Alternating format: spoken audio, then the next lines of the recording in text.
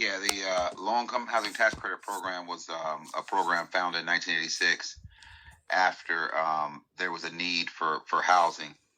And after each big war, there's been a big housing push by Congress. World War One, World War Two got us to public housing in the 1960s and 70s, and then coming through the 80s, there was an imminent need for housing in urban areas. And so the government got wise and figured, we can use basically a tax subsidy from some big companies and allow for investors or syndicators, basically investors, to invest in this low-income housing tax credit and take a credit over 10 years. And the program started in about 1986, and by 1994, it had already surpassed the amount of public housing units that took 26 years to build from 1941 into the late 60s. And so it's the program that the government relies on to essentially level the playing field in terms of rents, particularly in urbanized areas. Now, the program does work in some rural areas as well, but it's really the urbanized areas that the program can really take off. And so I've been working in the tax credit industry for about 18 years. I've done a myriad of deals, from rural tax credit deals to urban deals, to condo deals with tax credit emphasis, new market tax credits. And so it's a great program. It's just one of those resources that's scarce. And each state gets allocated so many tax credits, so they have to be very cognizant about how they give those tax credits out. And so it becomes important to understand the rules in the various states that the folks they're on this panel here tonight.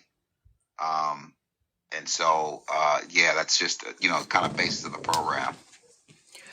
Okay, so as more people are joining us, can you give us a little bit more about your background and why we particularly have you here speaking on the subject, kind of how you got started and kind of why this is your expertise? Yeah, absolutely. I've been in tax credits for about 18 years, and I've been on all sides of the line. I've had an opportunity to work first for a syndicator, construction manager who used tax credits to syndicate in Southern California. Did that for 5 or 6 years. So I from the syndicator side, which is the investor side, you understand that. My background is construction management. So an opportunity to work on a number of low-income housing tax credit deals sprinkled throughout Southern California that had utilized tax credits for one of the financing pieces. And then I worked as a public servant for a while here in the state of Arizona, city of Phoenix, where I used the Section 42 low-income housing tax credit program to rehab and redevelop 801 units for the city of Phoenix. And these were all units that were either dilapidated or post World War II. And so they really needed a lot of love. And so in my career in these 18 years, I've had a bit of an inside joy on, not only the public aspect of just the need of housing, but also the syndicator investors aspect to make sure that the project's a great real estate project. And then now I'm on the ownership side with owning these developments and seeing them through stabilization and ensuring that this housing goes on, these scarce resources are utilized basically to the max so we can house as many people as possible. And so when I look at a person like myself, I think our framework at XYZ is just having a good understanding with some team members like LJ and having an understanding. Look, we understand all sides of the tax credit deals. We understand what the investors and syndicators are going through. We understand what the end users, which could be, your first year teacher, firefighters, things along that line, who will utilize this housing as a step ladder to the next situation, which may be market rate rent or first-time home buyer. And then finally, from the ownership standpoint of understanding how these things have to be done and sacrifices owners have to make to ensure these units get placed in service and that they're adequately managed. So the resources, again, the resource, it's a scarce resource, making sure that it's pushed to the max of utilization. And so I think that's what uniquely qualifies us to kind of stand back and partner with various folks in different states and say, hey, this is kind of what we think you can do, and it's the best process with the land you have, or the apartments, or the units you have. This is what some options you can have if you looking at possibly redeveloping it or joint venture, or you may have excess land you're looking to develop. So when we're talking, because a lot of people that may swipe by, while I understand what low income housing is, and I understand the syndicators and if we were to put it in the most layman terms, a lot of what people liked was when you were explaining the numbers of your deal, but then we got a lot of questions on how do you get involved in this program?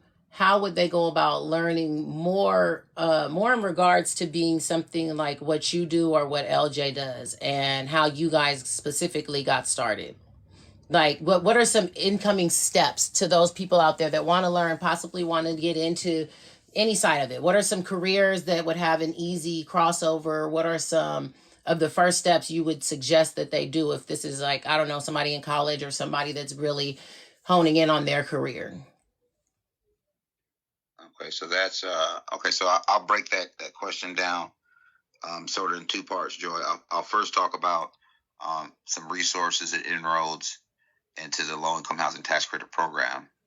It's a Section 42 program, and anybody who's ever had the opportunity to snore at night and try to read an IRS publication, I mean, that's where the program's at. But there's some resources that I'm going to point to that are very helpful for people who are trying to get into this and have just a better understanding.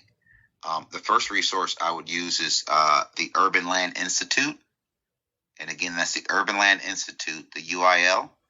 And they have a fantastic program. Basically, they do a LIHTC 101 in regards to just the very basic of understanding how tax credits work. And then they have progressive classes to the point where, if you would take the ULI 101 through I think the 6 series, you have a pretty good handle on how to get a project done. And then the experience would have to come in. But before I touch on that, let me talk about a few other resources that would be important for, say, a college student looking at something or backgrounds. To be honest with you, Joy, I've seen everyone across the gamut, just in regards to degrees, work in this industry. I mean, I've seen social workers, I've seen psychologists, I've seen architects, I've seen construction managers, civils, and so it's kind of all over the accountants. It's kind of all over the board. I think it's just where your passion lies in helping folks have some adequate, decent housing. And so the Urban Land Institute is a great resource. Another resource that folks may or may not be familiar with is a company called Novogradic, and they are a accounting firm that's a partner and a resource in low income housing tax credits.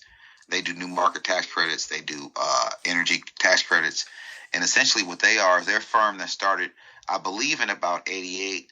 So 2 years after the tax credits were enacted, which is in '86, they had already came along and really figured out, quote unquote, some of the rules. And they're a fantastic resource to understand when you're trying to understand low income housing tax credit. They have resources like income calculators.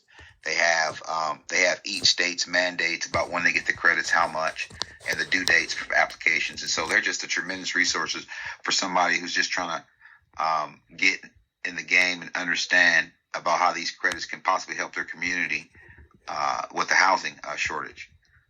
Another big resource I think that is sometimes overlooked is the National Equity Fund, and they're kind of unique where in part they're part resource, is sort of like Novogradic, and they also do financing for low-income housing tax credits. So they're kind of a combination of both. Yeah. And typically in most urban locales, they have a national equity fund officer who you could reach out to and figure out, if you have a piece of land or some units that you want to convert over to low-income housing tax credits, how would you go about doing that? And so those are three resources to break the question up. What are some resources that, some early entry folks or folks who are in college or looking at converting their land and or units into LIHTC, where they could look for some resources and some help. Okay, and talking about, sorry, go ahead. Good. I was going to say the other part of your question is, and I'll just, say it again, is, some of the crossover careers that kind of work with this. And again, it's so broad span, I can't really even nail down anything that's going to be a shoe-in to work. I've seen, again, social workers, psychologists, civil engineers. I've seen architects. I've seen people with just MBAs do this. I mean, it's just, one trait I have seen in everybody who's ever attempted into the LIHTC industry is, having just tremendous tenacity and just really knowing their local market really, really well. And so those are two attributes that anybody can take on, and utilize. Yeah, no, that's perfect. And part of it, so we'll continue on that with what are some of because the application fee, how long does an application actually take? Let's go into more, can you go a little more into the actual detail of the process, not of converting an already established building into LIHTC? Yeah, absolutely. Well, each state has a qualified allocation plan, a QAP, and that plan dictates how they're going to be utilizing these tax credit resources, Joy. Okay. And so it's very imperative. I mean, in each state is very unique in what they need state by state. I mean, as you can imagine, I'm living out in Arizona now, and we have a pretty big population of disenfranchised and homeless veterans, right?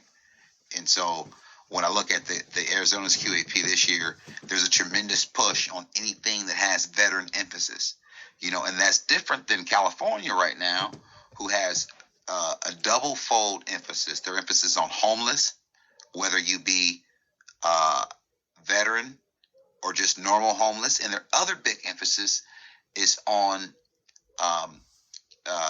persons who exit the foster care system with nowhere to go right at 18. Gotcha. And so each state has a very, very unique emphasis on how they're going to allocate these scarce resources. And so what we would advise any listeners, if they're thinking about getting into this, is, understanding exactly what your state is looking for and ensuring that your project delivers that handily. Now, sometimes your mission doesn't meet up with the state. And at that point, you may have to get a little apolitical and figure out if you can get some push to make the QAP work for you and what you're trying to get done and your project and your mission. And so, yeah. Okay. And then in every state has different application periods, right? They do. And so again, that QAP is really quite literally your encyclopedia to your state's needs. And so what it would have, Jay, is it'd have the application dates. It'll even have a date where you can reach out to the local state staff there and have a better understanding of how your project may fit in the QAP needs. And then it'll have the application fees that'll be due with your application and all the requisite requirements for your application to meet the threshold standards for your state. And that's something you can go ahead and turn in and kind of see where it lies. Got you. And then what's the cost of an average application, or does that also vary per state? It really varies per state. Just for instance, I have a project in Iowa where Iowa's one of those special states where basically you can't give them a market study. They want to buy it on their own, but you have to pay for it. And so that can be, $5,000 to $7,000 along with the application fees. But if we're talking total, I would say on a state that's easier to work with, you're looking at about $40,000 for the entire application, and between $40,000 and about $80,000. And just just so we keep this clear, the application and the QAP, these are scarce resources. So it's not as if you put an application in, you win right away. You got to make sure your application is very competitive. And I think that's, again, where we can come in and kind of give some guidance as to what's going on in each state, and to make sure that the participants are as ready and the application as tight as possible. Okay. And so continuing with that, what is it that you're looking for in a partner, or when you're looking for a property? What are you looking for? What would you what ideally does somebody come to you with in order to start a project? Does that make sense? No, absolutely. What we're looking for over here at XYZ, we're looking for urban projects with land, infill development. We're looking for an acre and a half or more in infill areas. Now, on the rural side, what we're looking for a little bit more expansive. We're looking for 5 to 7 acres in a rural setting. We're looking for the property to be zoned for multifamily, if possible. And you have to be careful with that, because in some places, as LJ can attest, they don't have a simple multifamily. It may be a commercial zoning application that gets us where we need. But we're looking for about 1.5 acres. We're looking for 1.5 acres or more in the urban infill setting, or we're looking for 5 to 7 acres in the rural setting. We're looking for obviously need of housing. And if someone was to approach us, we would definitely ask them, why would you want to get yourself into this? And how can you explain to us the definite housing need in your area? And so that'd be a very important question that I think we don't have to look at in any deals that we've been seeing. It's like, is there a definite need for housing, and how imminent is it? And then besides that, we're just looking for, an opportunity to have the time to get the application in. Obviously, these applications have kind of a short fuse, and as you alluded to earlier, they have a time frame. And so, certain applications are due certain months, and so you need about 60 to 90 days prior to the application due date for your specific state to make sure your application is as strong as possible for a chance of winning, because by no means do you win every time you put an application in. And that's part of the scarce resources of LIHTC. Like the Biden and the guys came out, even Trump said that we want more of this. It's hard to do it because we're taking basically government revenue away to build housing. And so we're up to I think $2.45 per resident per state. And so some states like New York and Texas and California, you're talking about a couple $100 million. Here in Arizona, you're talking about $60 million. And so it's a great resource if you can hone in and have a great project that meets up to the QAP standards, get you a good partner, and put your best foot forward. And what you said that you want to have your application kind of ready at least 60 to 90 days prior. How long does it take to get an application together? I think you misinterpreted what I was saying, Jay. What I was saying was it takes about 60 or 90 days to get the application ready. Okay. And so when we look at time frame, what we're looking at, to answer your question fully, is we're looking at about 60 to 90 to get the application ready. And then once we turn in the application, we have to give the state, 60 to 90 days to actually make the decision on the application. And so when you look at somebody who may be in mid-America and they say, hey, man, I got a project I think I might want to take a look at, we have to just let them know up front, hey, it's going to be a 9-month process to see if we're successful in this tax credit deal. And that's just successful in getting the actual tax credit, because once you get the tax credit, you got to actually go out there and get, or do you do that? Can you do that prior to actually getting the award, going and finding? You kind of do it concurrently, because as you're putting the tax credit application together, you want to have an understanding of what kind of equity you can bring in. So at that point, we'll be talking to syndicators and investors and banks and saying, hey, guys, we got this great project in this particular locale. What are you guys thinking about bringing in the equity pricing at? And that helps us kind of back into the number of units we can do when we take that in account with concert of what the land's going to cost and all the soft cost and development is going to take. And so, you kind of do it in concert. And what you do, Joe, you kind of get soft commitments. And they say, hey, if you get these tax credits from the state of Texas or Florida, for instance, they say, yeah, we'll give you 87 cents on the dollar for these tax credits. And that gives you an idea what kind of equity you'll have available during the course of construction and permanent financing. And at that point, you can come up with a pretty good idea about, how many units you can do and things along that line. Got you. So taking a sidestep to the other part of the low income is for people that already have property and people that already have something that, like you had said before, where they're, most of their tenants are already low income and they're already basically qualifying. If I'm that person, what are my first steps? Where am I going? What am I doing?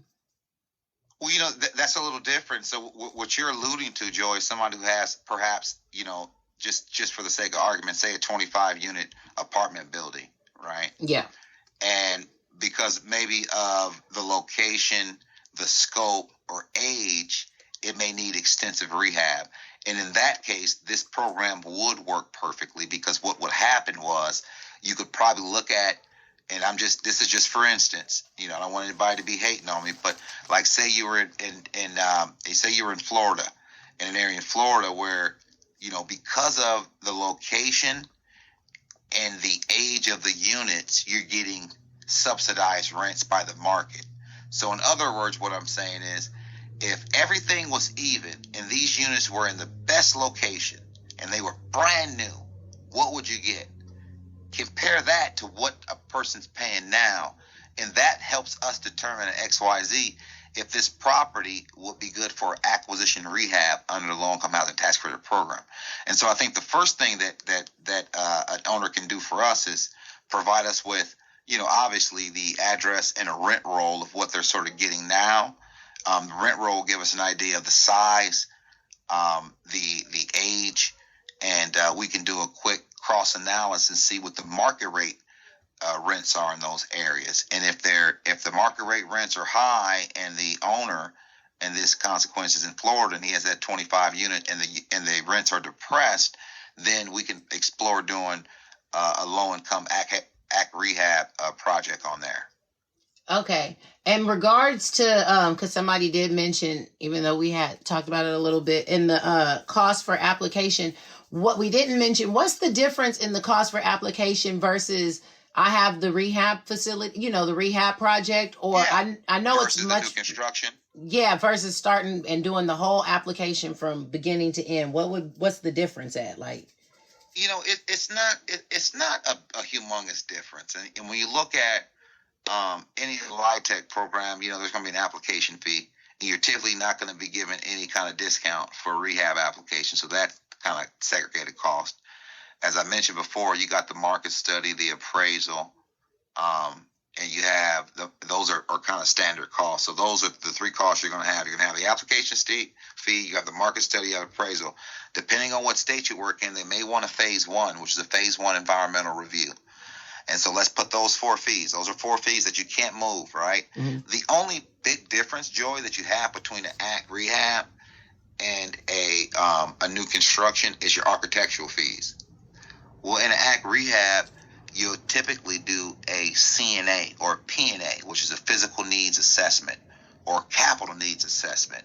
Opposed to if you're new construction, you'll hire a normal architect and say, hey, we have this blank canvas. Give us this many units and this is what we want, right? Yeah. And so that's in terms of looking at it overall, your real fees comes down to that. You have on your rehab side, your AC rehab, you got your CNA or your PNA cost, and you have your architectural cost on your new construction side.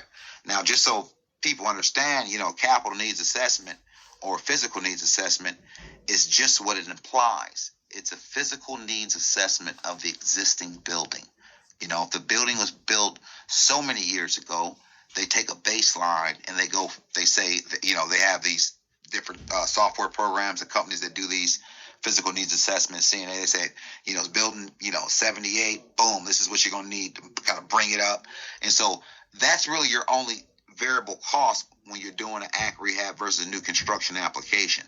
And so it can be very minor, depending on what, like, if you're getting a, pre-World War II,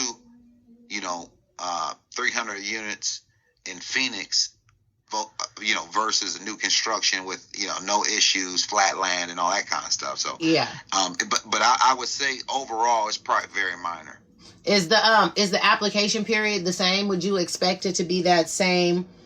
What did we say before? It was like anywhere between 120 and 180 days between doing the application and getting your turnaround. And do you have the same? Would you say it's the same success rate, or do just as many people go after ACT rehabs, or is it more? Well, it all depends. I mean, I think everybody looks at sort of what they got going, and remember, you do have that QAP that kind of dictates what they need. If you're in a state that has a bunch of, early 90s low-income housing tax credits, the governor's probably going to elect to point to rehab for the entire QAP. So there may not be that many new construction projects in those couple year cycles as they're trying to rehab the existing LIHTC they have. So it just depends on sort of state by state, sort of what's needed. I will tell you this, 2 years back, and LJ can probably chime in. 2 years back, and I believe it's Wyoming or North Dakota, if you had a LIHTC program or a rehab that had some type of rent restriction on it, you automatically are going to win, because they were afraid that they were losing all their existing affordable housing to market rate. Yeah, and so the governor kind of went crazy and just turned it. And what happened, if you're looking back in those years, you'll see they funded like 8 out of 8 rehabs, maybe one new construction, opposed to California where it's like 50-50. And so, yeah. And who typically? Go ahead, LJ. Yeah, that's where I wanted to chime in on, just on that QAP. Like in this niche, you definitely want to. The QAP is kind of king, so you want to really study your state's QAP to see exactly what direction to go in as you look for your projects. Because to Jay's point, in that state, for example, if you would have went in with a new act, new construction, and didn't really know the QAP in advance, you probably wouldn't have had a chance to win, because they were only taking in ag rehabs. I mean, in that example. So knowing the QAP, knowing the history of it, kind of seeing the trend in the history of the QAPs, because all this stuff is public information, so you can see who's won the last 4, 5, 6, 10 years, right? So you can actually go back and kind of get a feel for how the state is actually awarding these applications. Yep. Once you understand that QAP, then it gives you really good insight on what direction to go in as you start to look for your projects, what areas to look for, et cetera. So. And where do you get the QAP? I know it's public, but is this one of those things where somebody would go to, I don't know if it would be the Secretary of State, or go to a specific government website, or do you have to submit a form? How do you go about seeing the winners of the last QAPs, and where's that at for each state? Yeah, so every state has their division of housing. So you have to go to that website, whatever your state housing website is, and within there should be a section that says affordable housing, and you should be able to find things around the QAP or qualified allocation plan or affordable housing. And if you don't, not all websites are created equal, not all of them are friendly, so you may have to, make some phone calls to kind of get a feel for it. And then as far as going back and getting back information, the federal government has a law where if it's public information, you can request the information for public use, and it's through the FOIA, which is remind me what FOIA stands. Freedom of Information. Exactly. Yeah, so Freedom of Information Act. You can actually request public information through that state, for their affordable housing allocations. Okay, perfect. Who typically covers the cost of these applications? Is it a? I think that's when the true part. It's the true partnership. We look at various partners that come in looking for JVs, and we just kind of take it a case by case basis. I will say this. I think with our expertise in looking at these QAPs, if someone was to come in here, and it looked, in all intents and purposes, we're going to win, I think we would probably take that cost 100%. Got you. Okay, I think is there any other information that you wanted to provide before we sign off for the day? No, I just want to make sure that the groups, just to recap, that the Urban Land Institute, the UIL is a great resource to understand about the program, as well as the National Equity Fund, as well as Novogradac, which is a big time accounting firm in the LIHTC industry. And I think those three resources are great places to start for anybody who's looking to get into this program. Okay, we did have one more question. It says, what locations would you say would be the most ideal, or are there locations right now? Is it split evenly amongst states? Do some states get more than others? Is it population based? Like, it is population based, and again, it's, I believe, and you can go on Novogradac and check this out. I think it's $2.45 per resident is what the states get to allocate in credits per year. okay. And so, for instance, in Arizona, I think we got 7 million people, just for grins. So say they get $21 million that they can allocate. Now, how tax credits work, and you'll learn this when you go to those three sites that I told you about. They're times 10. So really they're allocating $210 million per year in credits. Yeah. So if I got a, $14, $15 million deal, they probably can, do 7, 8, 9 deals pretty easy. And that's what we're seeing here in Arizona. We're seeing that in Nevada as well as Idaho, where I'm active. Got you. Okay. Well, thank you again for taking the time out of your evening and joining us. And we hope to have you back soon. Have a good evening. Absolutely. All right. Have a good night. You